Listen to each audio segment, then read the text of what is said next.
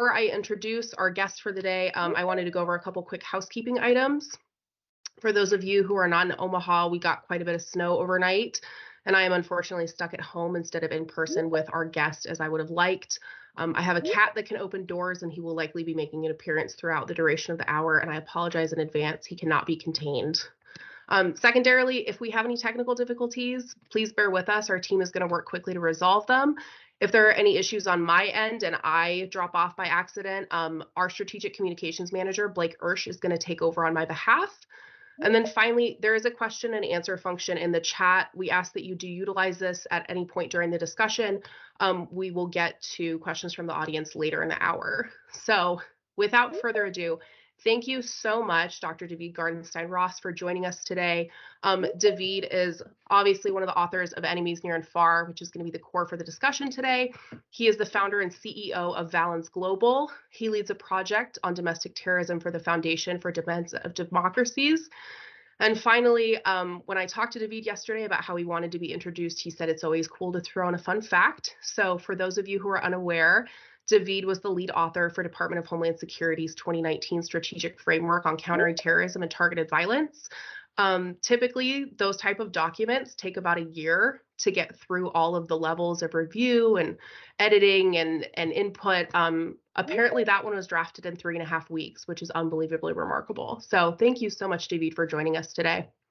Thank you, Clara, for the introduction. It's a real pleasure and an honor to be here in Nebraska. I couldn't have asked for better hosts than what my friends at NCITE have been providing to me. I have been enjoying the snow, though I regret that I'm sitting here in a room all by myself. And I think now that you brought up the possibility of the cat entering, you're actually going to have to apologize if we don't get to see the cat on video during the course of this interview. I have a glass with a straw, and when we were waiting for everybody to join, he was actually trying to steal my straw for my drink. So I'm sure some sort of horrible chaos is going to happen during the duration of this. If you're okay with it, we can just jump right in. Of course. Perfect.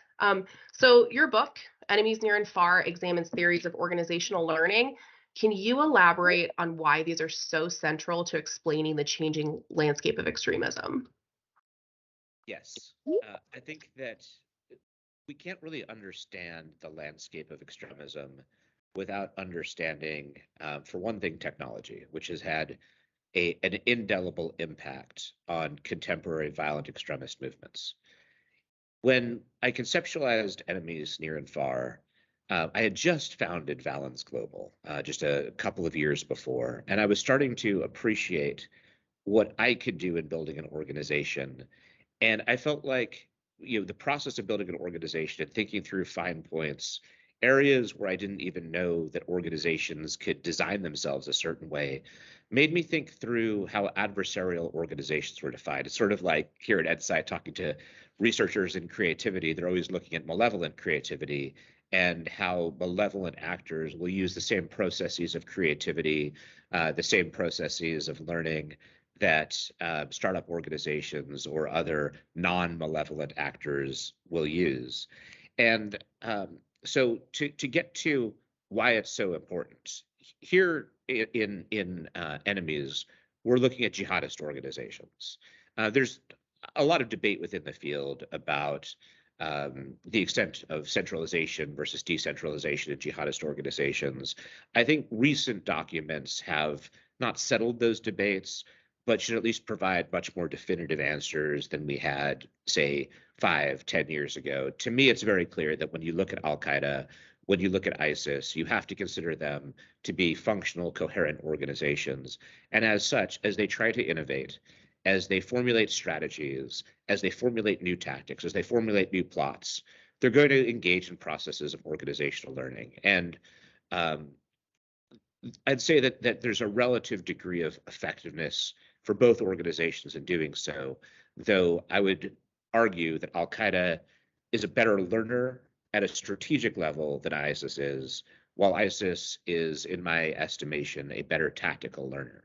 But to look at the big picture, because this isn't just designed to be about jihadist groups, I think when we look across the range of violent extremists, technology adoption, creativity, innovation, learning, these are all very important. Sometimes they'll be at a group level. Sometimes it will be a little bit more diffuse and less organizational. If you look, for example, at contemporary white supremacist groups, there is a part of that movement that is post-organization, though I think that argue that the entire movement is a post-organization movement is not accurate. And looking at Russia, looking at Ukraine, I think gives lie to the notion that we're entirely in a post-organization, violent extremist sphere for that particular movement. Anyway, all of this points to why I think it's important to look at processes of learning, creativity, innovation, technology adoption, because that's just part of the milieu that we all function in. That's part of the milieu that violent extremist groups function in. And if we don't understand it, we're not going to understand what is next for them. So you mentioned technology. It's obviously a hot topic now, with the rise of the metaverse and the AI chatbots that are coming out. What is the violent non-state actor technology adoption curve that you reference in your work, and why was it needed for you to create it? At the time that I started writing Enemies, one thing that was interesting to me when looking at jihadist groups in particular adopting new technologies was they would fail and it would be written off as though they couldn't possibly succeed. I saw this early on with early attempts at carrying out attacks with drones, as one example. I saw this somewhat early on with jihadist groups' use of the internet. When the Arab Spring came around in 2011, and one of the things I talk about in the book was some prevalent misreadings of the Arab Spring.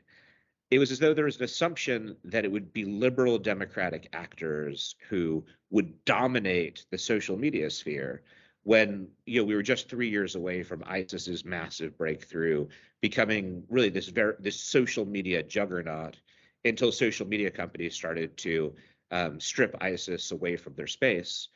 Prior to that deplatforming, they were very good, and that success helped to breed a new model of attack, which I call the virtual plotter model, basically using the online space to do all the things that traditional physical terrorist networks had used to do. They helped to draw record numbers to Syria and Iraq using the online space, although physical networks were also very important in drawing foreign fighters to Iraq and Syria. But looking at the analytics sphere, there wasn't a whole lot of appreciation of what ISIS was going to be able to do just around the corner. So the violent non-state actor adoption curve was my attempt to help the field better understand how violent non-state actors try to use technologies. It's a 4-phase curve, and it's making a basic point without getting into all 4 phases. My argument is that violent non-state actors are very much like startup companies in terms of in multiple ways, including some of the internal chaos within them, but including how they try to use new technologies. Startup companies, when they try to use new technologies, like there's going to be a lot of failures and iteration. This is part and parcel of something that anyone with a background in business will understand. It's called the minimum viable product. The idea being that you get a product out to market as quickly as possible, and you want to see how the market intersects with it, and then you iterate the product as rapidly as possible to take it from being a terrible product to being a decent product to being a good to being a great product. My argument was that violent non-state actors are doing something very similar with technology. They're trying, they fail disproportionately in the early stages, and then they might hit a breakthrough point where suddenly something that didn't work just a few years before is now wildly successful. ISIS, for example, hit that breakthrough with drones, but drones had been tried for decades prior to ISIS's adoption. The very first violent non-state actor attempted use of a drone was the Aum Shinrikyo cult in Japan in the 1990s. This is the organization that had a sarin terrorist plot on the Tokyo subways.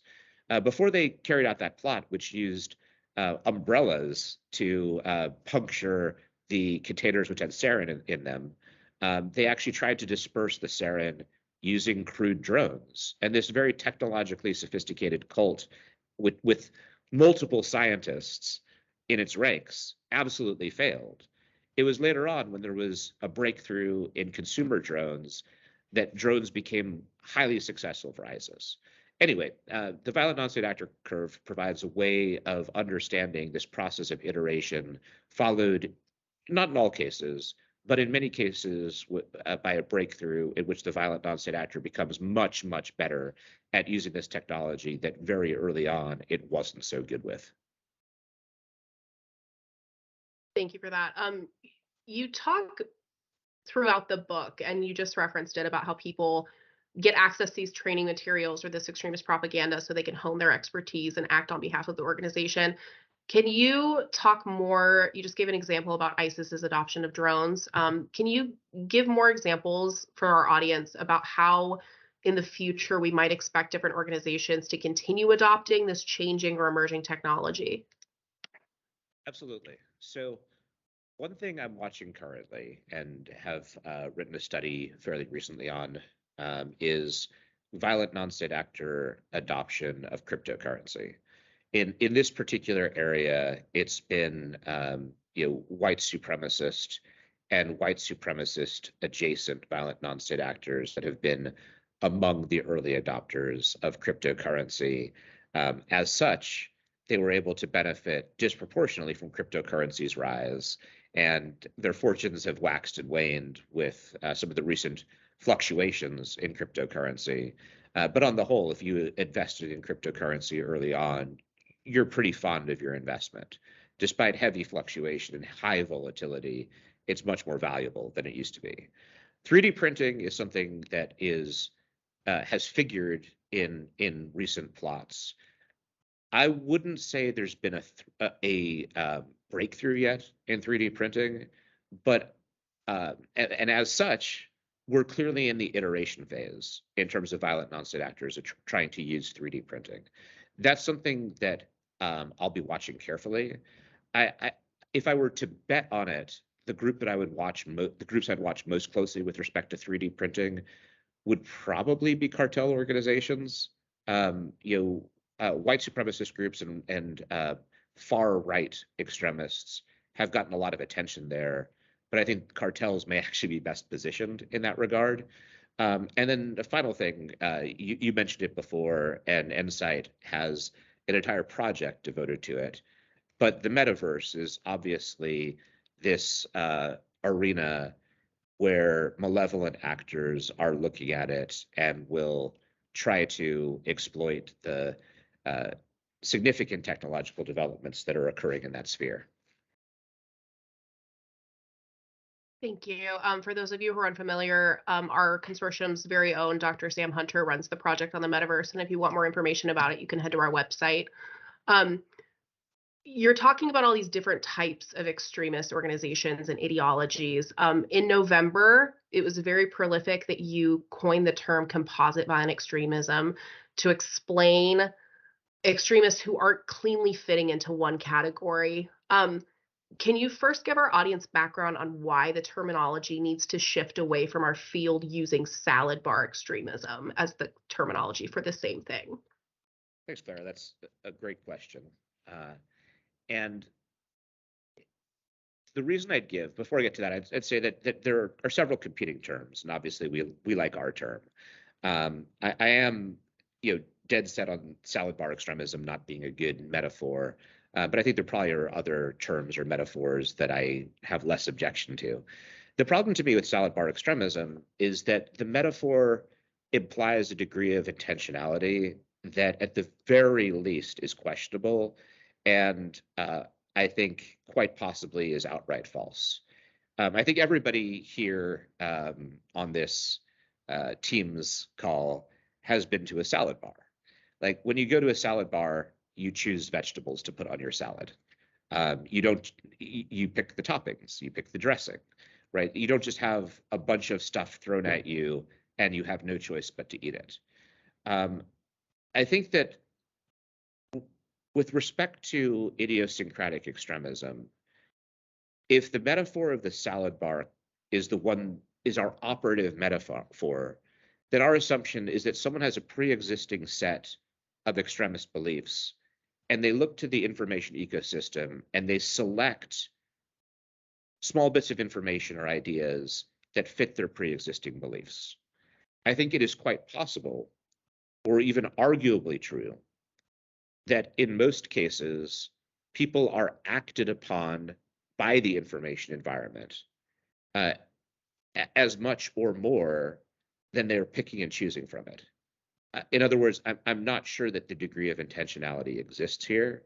And those two different metaphors are, composite violent extremism is very different from the salad bar metaphor in that intentionality just might not exist. That's why we chose different terminology, because the assumption of intentionality, I'd say, is questionable.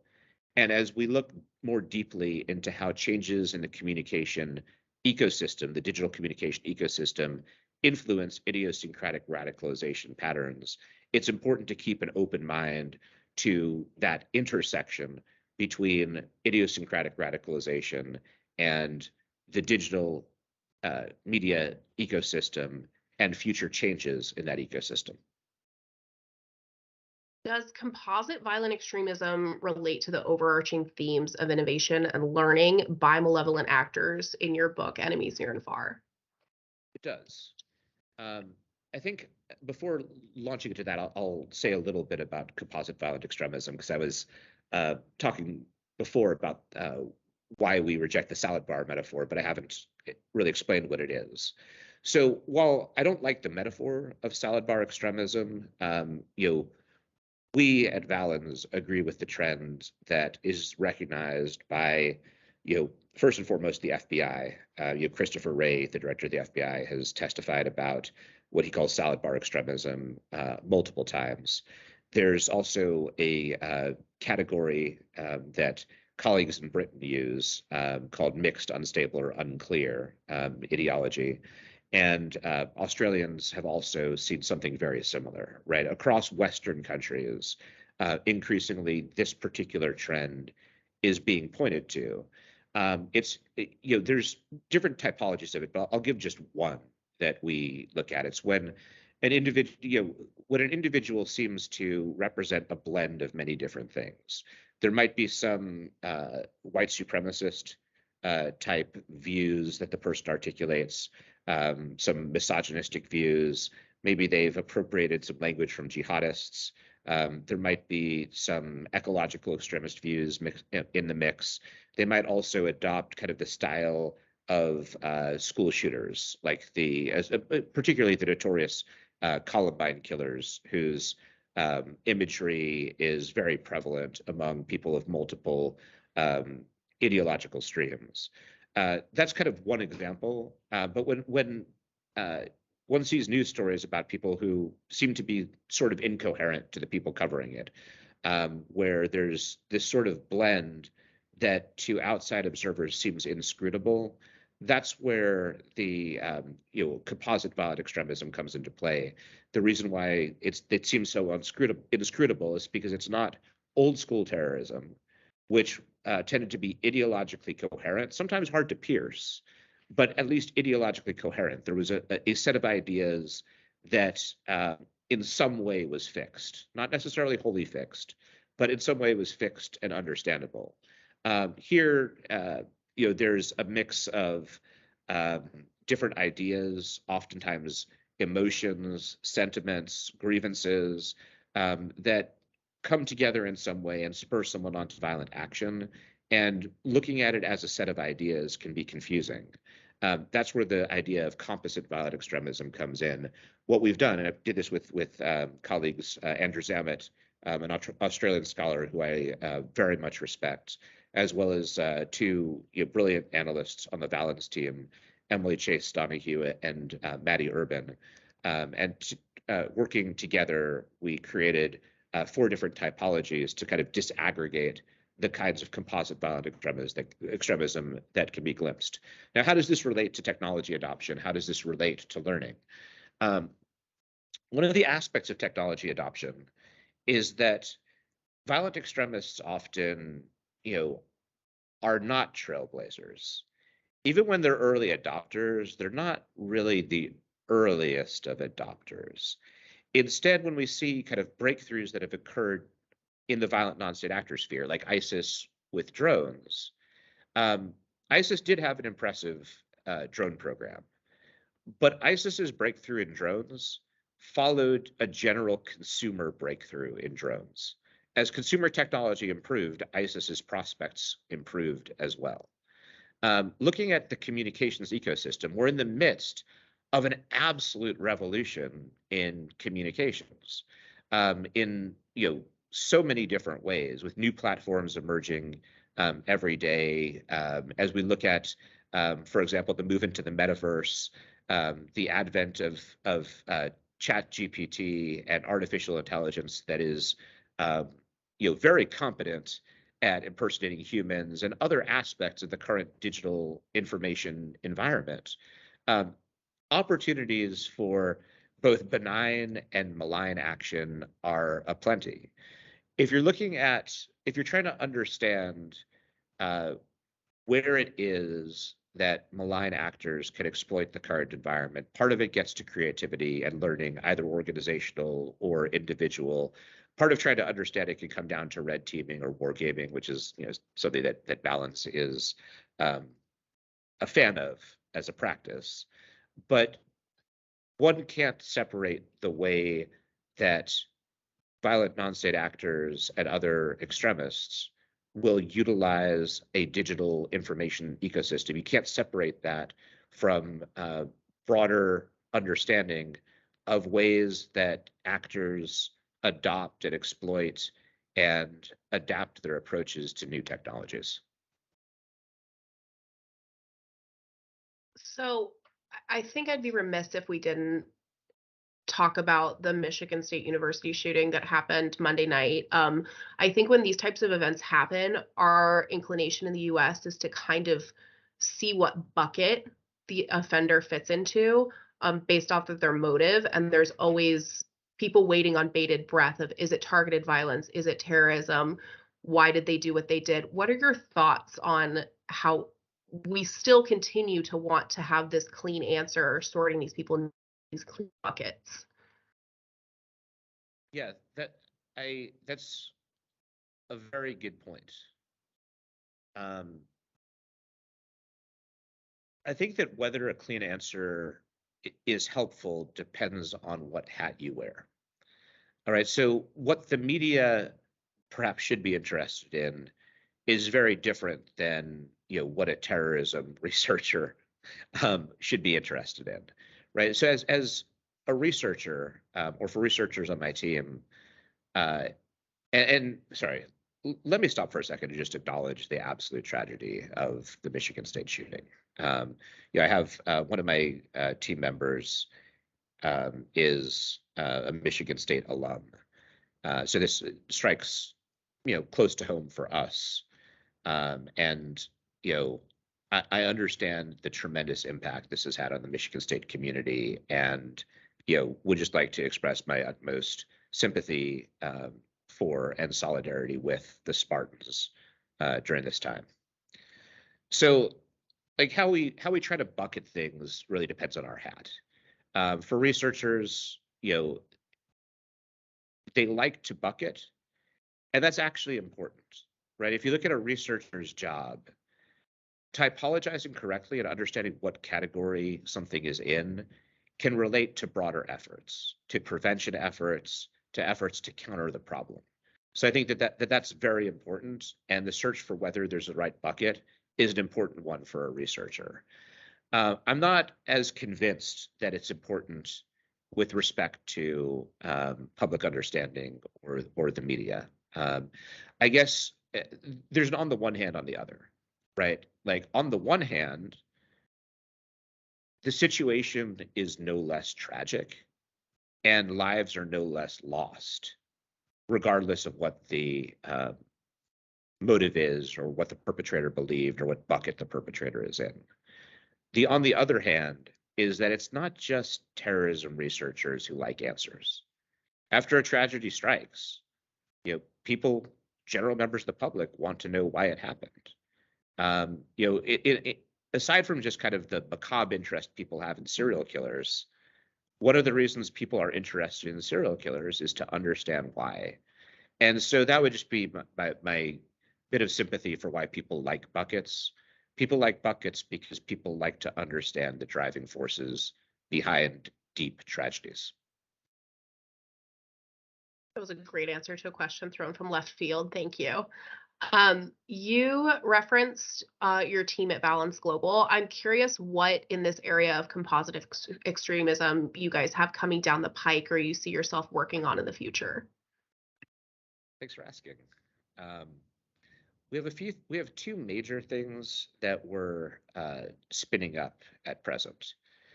One of them is looking at how composite violent extremism relates to prevention efforts. Uh, there are some broad principles of prevention, for example, like for targeted interventions, that are applicable regardless of ideology. But if you speak to prevention practitioners, people who engage in interventions and the like, they'll tell you that there's a difference between how you engage in a targeted intervention with someone who is displaying jihadist sentiments versus someone who's succumbing to white supremacist extremism. Right now, there are no best practices, as best I can tell, for dealing with someone who exhibits signs of composite violent extremism. Or let me put it a little bit differently. There's no best practices that emerge from the literature on terrorism and violent extremism, right? Sometimes this intersects with mental health issues and other issues. I think there are best practices that can be drawn from elsewhere that certainly are importable to this area. So I'm not making the claim that we're starting from a 0 point, but that the best practices are a little bit amorphous. And I think that if we're to try to save lives in this area, having a better sense of best practices for prevention of composite violent extremism is important. A second thing that we're working on is delving into the question that I raised earlier when I talked about why we reject the salad bar metaphor. We're looking into how changes in the digital communication ecosystem affect composite violent extremism and idiosyncratic radicalization patterns. We're doing this with we're at the front end of this project, working with a colleague of mine, Theon Hill of Wheaton, who I deeply respect.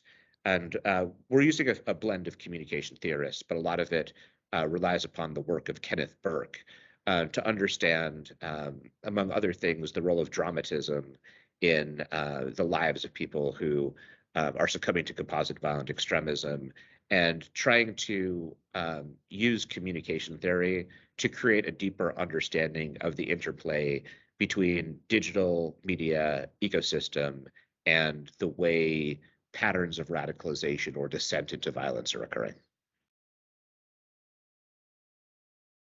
I want to shift gears for a second to a little bit more positive. I only have a couple questions left for you before we open it up to the audience for theirs. Our communications director, Erin Grace, wasn't able to join us today because of a prior commitment. But when I sat down and spoke with her and told her I'd be meeting with you, she told me that she read all about your career. She's looked at, how many books you've written and how many publications you've done. And she said that it's essential as our host that I remind everybody that you are in fact human. And the only question she had for you is, how do you manage everything that you do? I heard down from the grapevine that you're working on another book currently, and she also wants to know when you find time to sleep. I think so. I mentioned, of course, my love for Valens. I think part of it comes down to that I have a great team around me. A great team always allows you to become more productive. If one looks at my publication history, I think the majority of pieces that I've written are co-authored. I like finding people who I work well with, and by working with a team, I can focus on what I do best, and other people can focus on what they do best. For something like composite violent extremism, I would say that. Really, I mean, Andrew Zammit and I are the senior researchers on the project, but Maddie Urban and Emily Chase Donahue are by far the stars of that show, right? They're the ones who did the bulk of the work digging into the cases and building the typologies. And so it was a fusion in which it was an interesting fusion of work, but it wouldn't have been possible without a great team. So that's the very first thing. The second thing that is unique, which is not unique to me, but something that I try to do is, given the amount of things that I work on, I do try to figure out, how to create efficiencies and to be able to, I'll try to challenge myself, which is how do I 10x what I'm able to do? And I think that that's actually a real question. So one thing I discovered recently, and I was telling a colleague of yours about this, is I figured out kind of my ideal type for writing a memo. If I'm writing a memo, I like to, it'll usually be about kind of high level ideas, and we'll try to, or we'll try to provide a framework for how to approach a report, something of the like. For creative work, I'll go on a walk. I have this route that I walk. It's about a 5 mile walk from my house, which I'll do for kind of maximum creative work. And by the time I've figured out a solution to whatever problem I'm considering, I'll start to dictate it. I'll dictate it to my iPhone. The initial dictation to my iPhone, because I'm walking around, it's incoherent, right? Like the all the words are wrong. It's not effective. But then I have an assistant. He's just an amazing human being, and we'll do a dictation session where then I'll give kind of word for word what it is that I'm trying to say, and then I'll get transcriptions, which part of it is computer assisted, but my assistant Ali Khawaja is his name, will then clean up the transcript for me. And by the time that's done, something that used to take me literally 7 hours to sit down and write will often be done in a matter of 25, 28 minutes. So that's part of what I like to do, is to try to find areas where can I create not just like a little bit of efficiency, but like 2x, 5x, 10x efficiency. And that's helped me to to both lean into things that I'm interested in, and to be able to do what I think what I believe will be part of the legacy that I leave within this field, which is fusing kind of multiple very disparate strands of skills or practices, and making them cohere together. It takes either lots of time or lots of efficiency to make that possible. I know we sat around your biography, and obviously at NCITE, we're very familiar with your work. Can you give our audience a little bit more information on what Valens Global is? You briefly referenced wargaming earlier. I know a lot of students in the NCITE Consortium have competed in these. Just a little bit more information about what the organization does. Yeah, thanks for asking. I founded Valens Global in 2014. So we're coming up on our 9th birthday this August. Valens, its roots are in this field, in terrorism studies, but I always knew it would be much broader than that, and it is much broader than that. The way I would describe the organization is that it's a private firm with the mission of the mission of understanding and fashioning laudable, innovative solutions to complex 21st century challenges. We have about 8 different practice groups internally, and each practice group is designed to fuse with and lend value to other practice groups within the organization. So our bread and butter, our background is analytic, but that's not the entirety of what the organization does. So within Valens, just to give an example of a few practice groups, we have one U.S. government-focused practice group. We have one practice group which is much more public, on domestic extremism. You mentioned that before. A lot of the work is done for the Foundation for Defense of Democracies, FTD, which is the think tank which is a think tank I was affiliated with for a number of years as a full-time employee, and now am an advisor to the organization. one of our practice groups is war games and simulations. We have an irregular warfare practice group as well. And one thing that Valens is proud to be doing right now is we're standing up for the Department of Defense, their irregular warfare center, which is a uh, which is similar to the regional centers DoD has. The Irregular Warfare Center is designed to be, similar to NCITE. It's designed to be a central hub of learning with respect to irregular warfare for the U.S. Department of Defense. To turn to the War Games and Simulations practice group, we're actually in the process of spinning that off into a separate company. And Valens is designed to be an enterprise. There's a second Valens organization other than Valens Global. There's a company called Valens Strategies. My colleague Derek Jones is the CEO of that company. Valens Global Valens Games is currently being stood up. The articles of incorporation have been filed. It should be incorporated by the beginning of March. And that's ultimately what will house our War Games and Simulations group. The War Games and Simulations group is one that that Gino Lagone, who runs NCITE, said I tend to kind of most glow when I talk about. And to me, War Games and Simulations are many things. Just to provide kind of a basic background on what a simulation or a war game is. It's designed to provide, the way we run it, it's designed to provide a realistic information environment someone is immersed in, and tell a story where all of the teams are actors in that story. For Sleeping Giants, which a bunch of NCITE students participated in, the teams included the US, China, Russia, Meta platforms, and Canada. And teams are given the opportunity to make moves and to engage in negotiations with one another.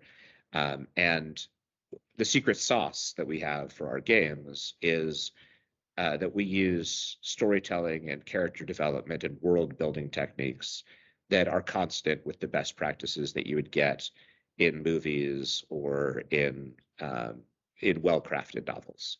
To me, it's important that our games be complete experiences, that they're not just kind of, I guess they're fun because they're games, but instead that they be an experience which which exceeds what anybody expects coming in. And I think that our games tend to do that, which I'm really proud of. So to kind of, I've talked about the practice groups, but the final thing I'll say is that more than anything, Valens Global is an organization where I've tried to create the kind of environment that I'd always wanted throughout my career, where from the ideally, and none of us meets our ideals 100% of the time, but ideally, someone is empowered from the moment that they get there. They understand that they're a part of the team. Ideally, they'll be able to do their best work from the outset, and the organization will look to make people better over time, to help them lean into their strengths. And I'm really lucky to be surrounded by people at Valens who, I would trust with my life. And your organization is currently hiring a few positions. I think I saw an email a couple days ago, correct? Yep, that's right. We're hiring for 5 different positions currently.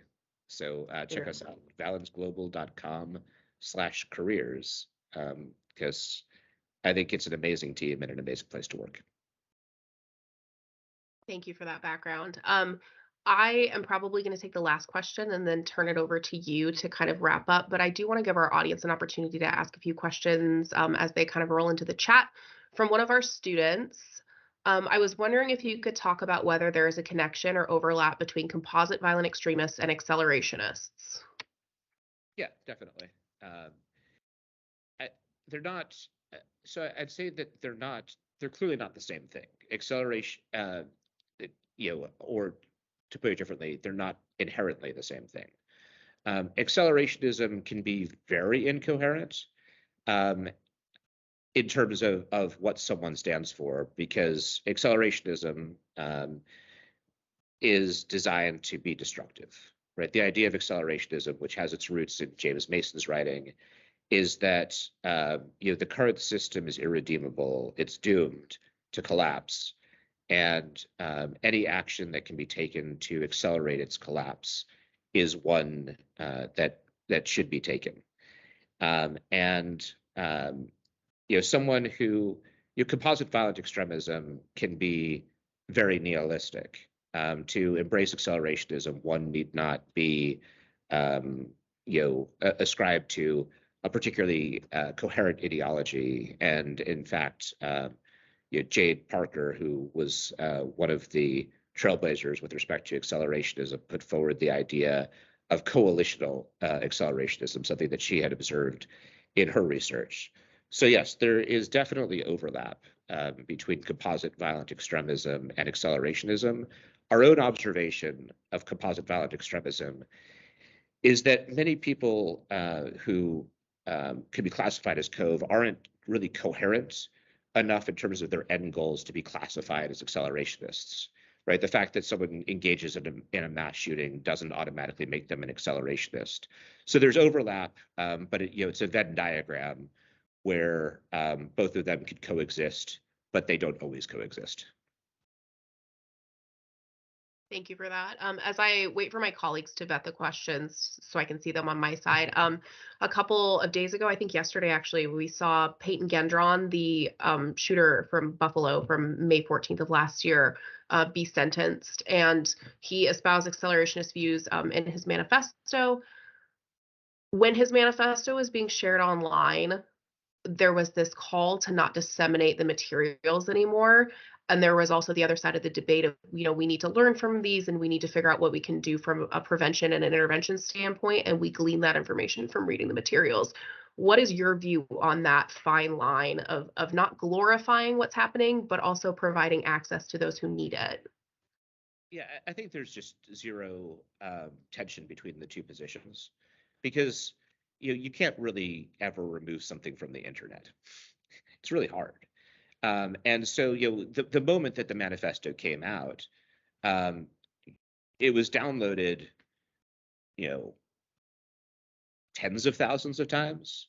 Some of the people who would download it right away would include, for example, the NCITE intelligence group. Once the NCITE intelligence group has downloaded it, it's going to be available forever on their website. Researchers should have no problem getting it. I'm not making the argument that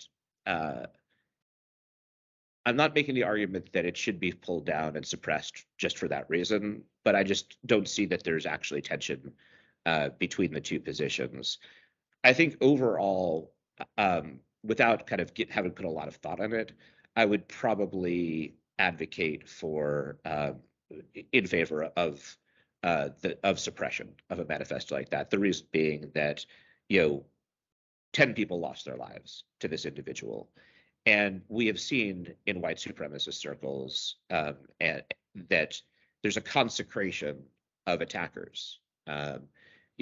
Attackers like Dylan Roof, attackers like Patrick Crusius and others are portrayed as saints with iconography about them.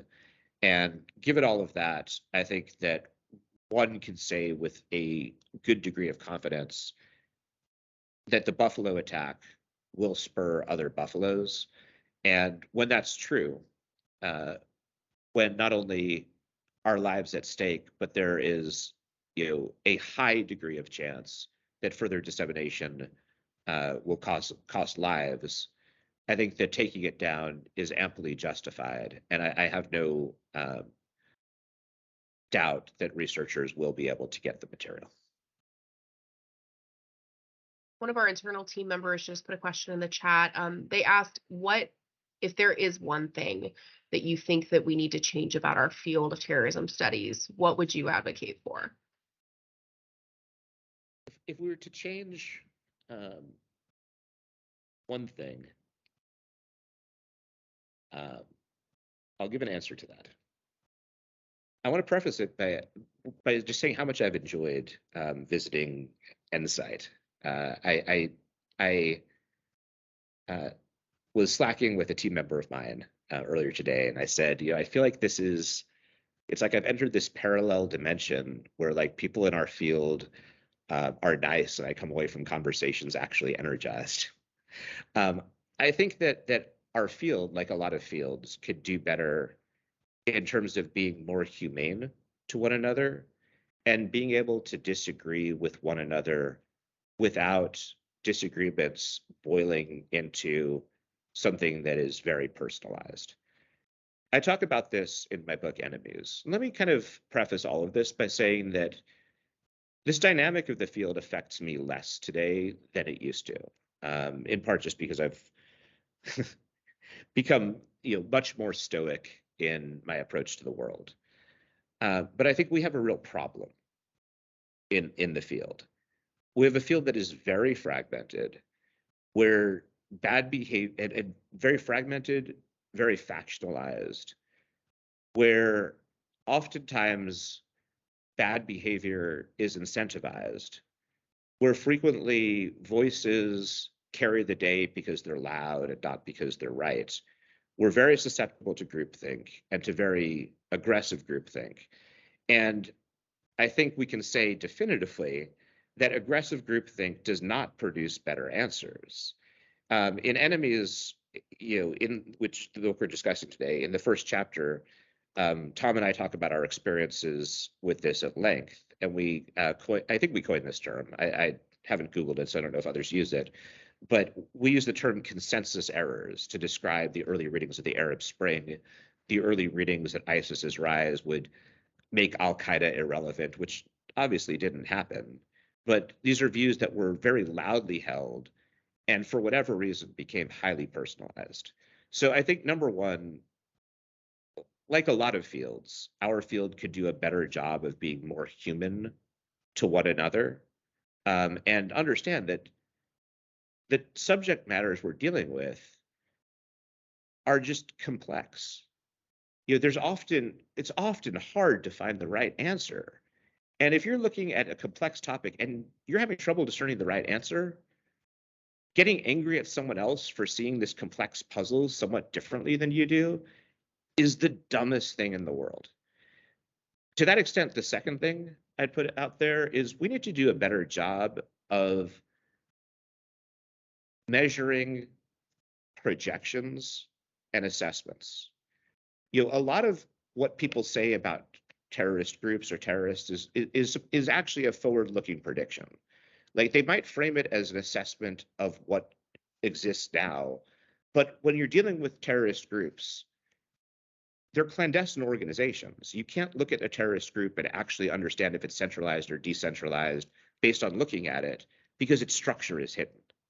So when someone says this group is decentralized, later on evidence will emerge and we can test that hypothesis. And if you keep laying down bets, but you don't understand whether your bets succeeded or not, that's a sure recipe for losing money in the long term, right? Money from the bet analogy.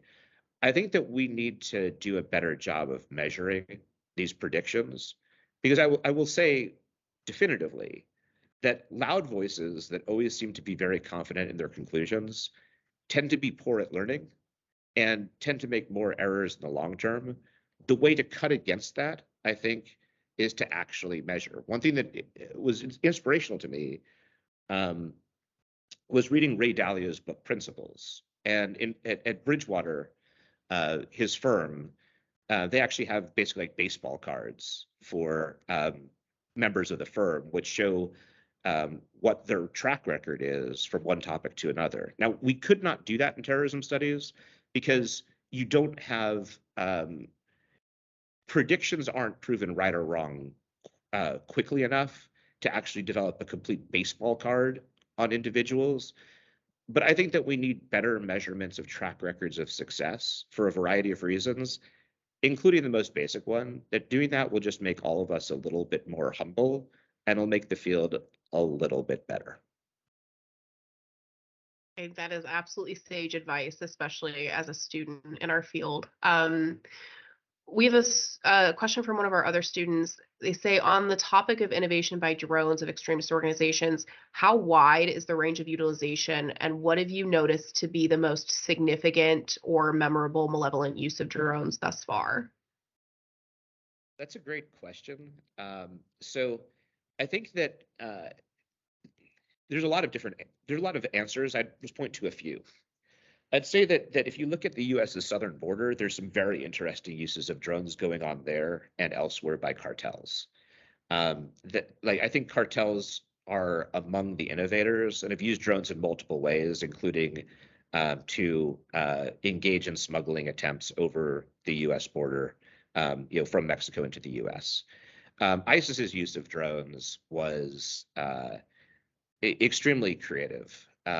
They basically used drones as a makeshift air force in the battle for Mosul, and drones can't carry large payloads. Or let me put that differently. The kind of drones that ISIS uses, or the kind of drones that most malevolent actors use, don't carry very heavy payloads. Obviously, like U.S. drones can do so, but for consumer drones, at least a few years ago, at the time of the Battle of Mosul, an 8-pound payload was a lot. So ISIS's drones would fly over Mosul. They drop grenades, typically, and something like that won't swing a battle, and it certainly didn't swing the Battle of Mosul, but it created a lot of difficulty for Iraqi forces that were trying to take Mosul back from ISIS. So we've talked about all these different types of extremism, and we know Department of Homeland Security was created in response to 9/11 in 2001. Over the last 20 odd years, we've seen this really heavy focus on Salafi jihadist extremism, and now we're kind of shifting gears to focus more on the racially and ethically motivated and anti-government, anti-violent extremist threat. What do you think the future holds for terrorism? It's a great question. And ultimately, I think it's clear that the future of terrorism is difficult to predict. I remember there's an article in Foreign Policy a few years ago arguing that the next wave of terrorism would be green, that would be ecological terrorism. It was this very well argued piece, and most of the points that it made, including the possibility of climate disasters to occur and the like, were meritorious. But the piece was wrong, right? We've seen, of course, eco-fascist type attacks. We have not seen a green wave of terrorism. I'm not saying it can't occur, just that oftentimes when we're kind of reading the tea leaves of trends, we get them wrong. That being said, I will place down what I'm looking at. When I look at, and here I'll talk about just the United States because we're, at an institution sponsored by the U.S. Department of Homeland Security. I'm very concerned about the degree of polarization that we are experiencing nationally. The polls show a relatively high percentage of adult Americans, I think it's 30%, according to recent YouGov polls, believe it's possible that a second civil war could occur in their lifetime. The bet I would put down is that polarization will be one of the driving forces behind violent extremism and terrorism in the United States over the course of the next decade. We can see that dynamic at play already, and this is something that would be measurable. But looking into a crystal ball, and as we've talked about, crystal balls are always very flawed and cloudier than the fortune teller believes. But looking into a crystal ball, that would be the assessment I'd give.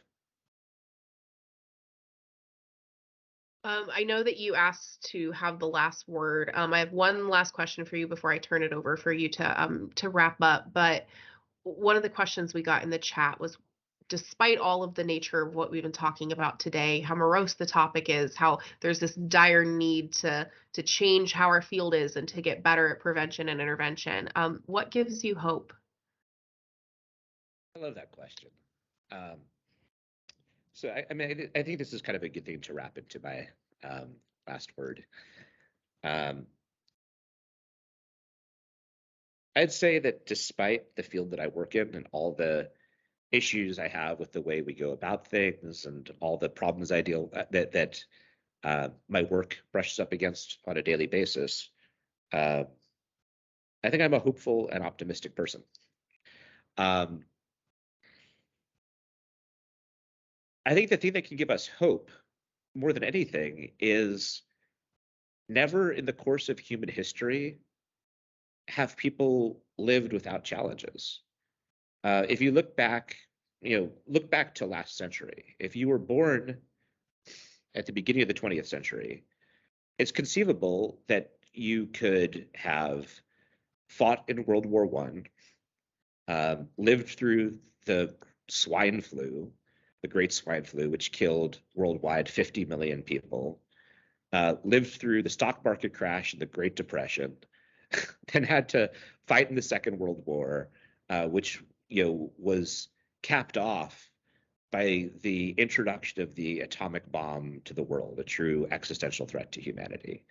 If you were born and lived in the Middle Ages, what you could have lived through would be even more grim. The point is that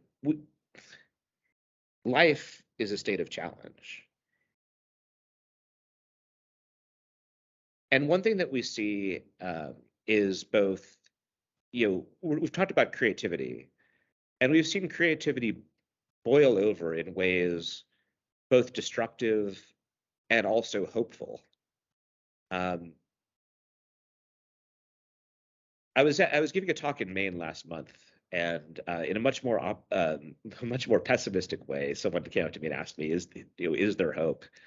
And my answer is that there's always hope until the game is over. I think that I'll talk about what gives me hope, and then what should give all of us hope. What gives me hope is the people that I surround myself with. I tend to make a point of not surrounding myself with negative personalities. I surround myself with positive personalities. I make a point of surrounding myself with people where, when we confront challenges, they'll intuitively look for solutions, because no matter how grave the challenge, humanity thus far has been able to, craft solutions, often flawed like humanity itself, but to craft solutions. If you look at things, look at how awful COVID was, and how quickly a vaccine was developed that was able to return a semblance of normal to us. And obviously, it also spurred vaccine conspiracy theories and all these other things. But that's really miraculous, especially when you look at the way it was crafted. There's so much more that we are able to do. And here at NCITE and on my team, we focus on how malign actors use creativity, but there's also, benign actors utilizing creativity. What gives me hope is the people I spend my days with. I love my team, I love my colleagues. And I think what should give all of us hope is sometimes we look at all of this as though we're observers standing at the sidelines watching our team lose, but actually the tale we're all involved in is one where we are all players. We can make a difference in the outcome.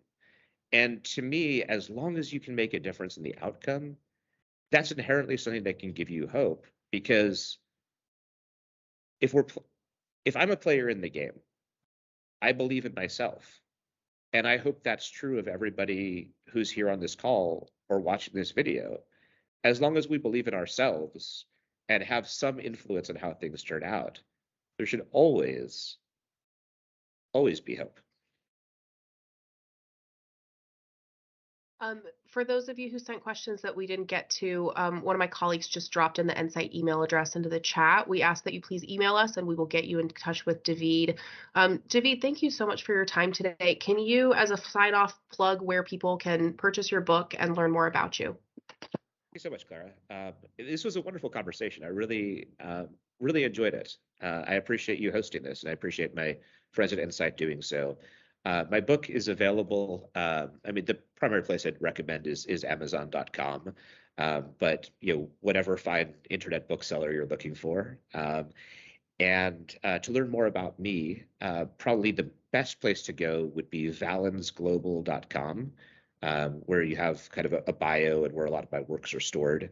And you can learn about the organization as well while you're there. Thank you all for spending this time with us. Thank you, David. Everyone travel safely in Omaha, and we hope to see you next time.